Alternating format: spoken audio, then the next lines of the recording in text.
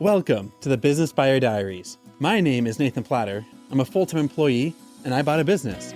I did everything right, from finding the deal, handling all the due diligence on 63 opportunities, and ultimately bought a profitable gym. And boy, was I in for a big surprise as a new owner. I chronicled everything in real time, including the biggest wins to the stressful nights at 2 a.m. I'm sharing my journey without sugarcoating anything, so you don't make the same mistakes that I did. Here's today's episode. Hey, happy Saturdays. It's Saturday. So just went to the studio, was there for like a half hour, wanted to see some members as they were departing, wanted to see some members as they were coming in. And man, we have a packed class. I'm thinking we may have to reorganize some of the room because we have a lot of space designated for like cubbies and bags.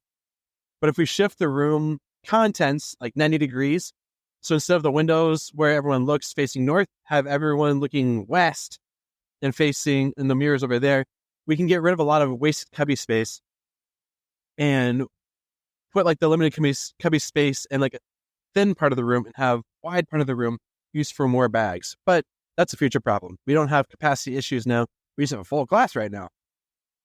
But today I want to talk about partnerships. These are my new favorite way to grow. And I think this is how I want to proceed forward.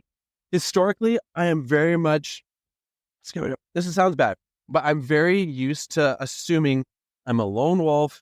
I got to figure this out. If I don't know it, I got to learn it. I got to implement it, kind of on a desert island. And that's a bad way to think. And that is my default in the back of my brain. That's not the way I want to, that's not healthy as a business owner or as an employee. And so what I'm seeing right now, with the marketing agency I'm using for my studio, they have a referral program.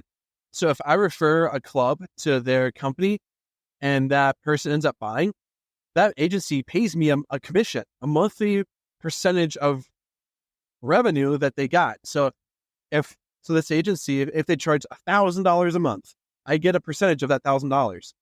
All I do one time is connect people to these other people and they pay me. I like that. I think that is a very good idea. It puts the onus on their friends and family to grow rather than themselves trying to pitch the rest of the world on why they're a good business. Another referral thing that we've done in the business life, I've been planning to assemble a program for the longest while, an education course, a program, something where I can teach what I've learned to the public and sell that as a digital product.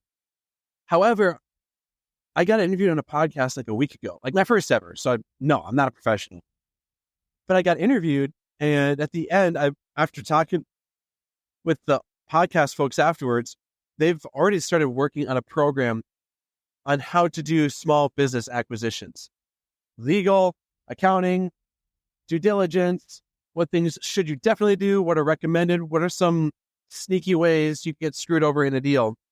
And I've been thinking about doing this myself, but come to find out, these other folks have been building something themselves. They're like 40% of the way done. They already have knowledge on the legal and the accounting. I have knowledge on the buyer experience and the stuff that you wouldn't even expect. And realizing, okay, I can build this thing myself and be a one opinion person, or I can partner with someone. We still set the same price point, but now I have 3 sales reps, not just me sales repping it.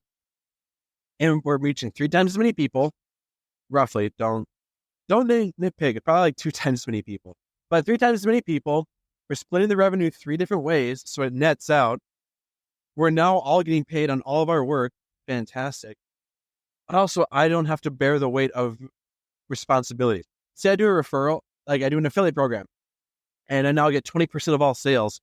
Someone else is running the servers. Someone else is running the branding. Someone else is running paid ads, email newsletters, referral affiliate programs. All I'm doing is I'm just a high-paid sales rep.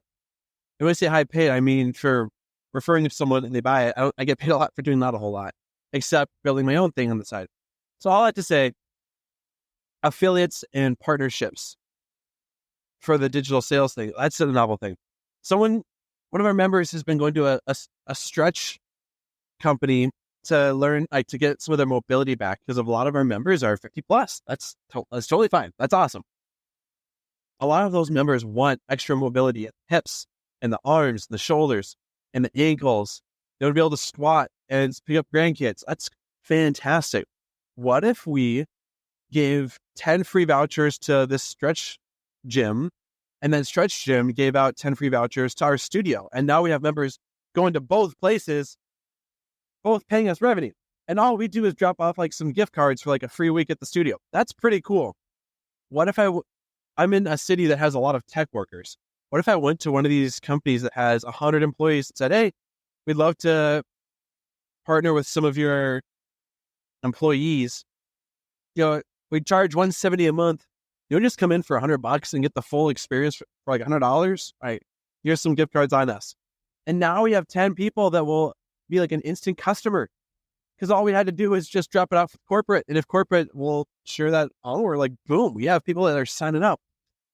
And our suburb has like 40,000 people. And those are 40,000 people, maybe 20,000 are the right age. Maybe 5,000 have the income to do this. Maybe 500 have the desire to do this. Maybe 300 of the 500 will commit to doing something. And only a third of that is realistic. We can get 100 new members and like 30% increase our membership base. Like overnight, just by partnering with people in our one city surrounded by 5 other cities. Like we could have doors busting down right now if we partner with other tech businesses. So all that to say, partnering with other people that are already doing their thing and have momentum, partnering with ourselves and our own members that want to bring in a buddy for a free month of classes because they're taking classes and pay for it. I don't have to smash Facebook ads all day, every day, paying $300 a new member. If I just give away a free month of membership and someone buys at the end of it, like if I do that, the numbers are way better with different ways of doing this. And I think partnering is the way to go rather than paid traffic. At least that's a stream. I have no idea how many people are going to convert from all of it. I can turn on the switch and have a pretty good idea how many new members I'm going to get based on how well I work with my marketing. So paid ads are not going away. I want to have control over that side of things. However, partnerships require a little more elbow grease, a lot more elbow grease, have a make a good turnout. So that's where my head's at. That's where I want to go. That's what I focus on. Once things have stabilized in the health of the company, I want to spend sweat equity time on partnering with local businesses, dropping off some cards, dropping off free weeks, and let's do this. So that's where we're at. That's where we're going. That's where we're growing.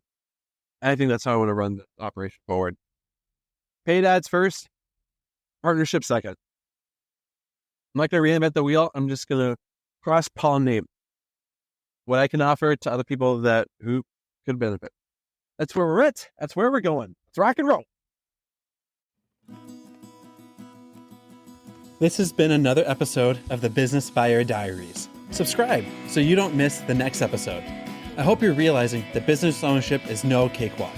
Check the podcast notes for a link to the DIY due diligence program, the complete list of show sponsors, and for media inquiries. Music written and composed by Wes Schrock. I'm your host, Nathan Platter. Join me again on the next one.